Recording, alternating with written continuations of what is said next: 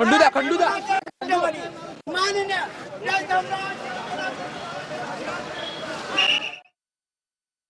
तर राजाभाऊ वाजे हे सुद्धा षण्मुखानंद सभागृहामध्ये आता आलेले आहेत। ठाकरेंच्या सेनेचा हा वर्धापन मेळावा या ठिकाणी होत आहे आणि आता राजाभाऊ वाजे हे सुद्धा या ठिकाणी दाखल झालेले आहेत। या दोन्ही मेळाव्यांकडे खरं तर सगळ्यांचं लक्ष लागलंय। काय प्रतिक्रिया तुमची? आज शिवसेना पक्षाचा 60वा वर्धापन दिन आहे।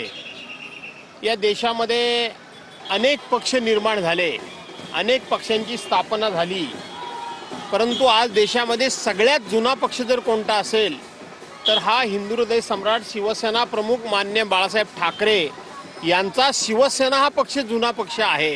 आणि त्या पक्षाच्या 60व्या वर्धापन दिनाला मला या ठिकाणी उपस्थित राहता येते, हे मी माझं भाग्य समजतो। पण कुठेतरी शिवसेना पुन्हा एकदा फुटलेली आहे। 6 खासदार जे जनतेने निवडून दिले मशाल चिन्हावर, ते 6 खासदार आता पुन्हा एकदा फुटलेले आहेत। असं आहे, ते फुटले की फोडले याचा शोध घ्यावा लागेल। जर ते फुटले असतील किंवा त्यांना जर फोडलं गेलं असेल तर त्या संदर्भामध्ये खरं सांगायला गेलं तर फोडणारांना आणि फुटणारांना दोघांनाही लाजा वाटल्या पाहिजे।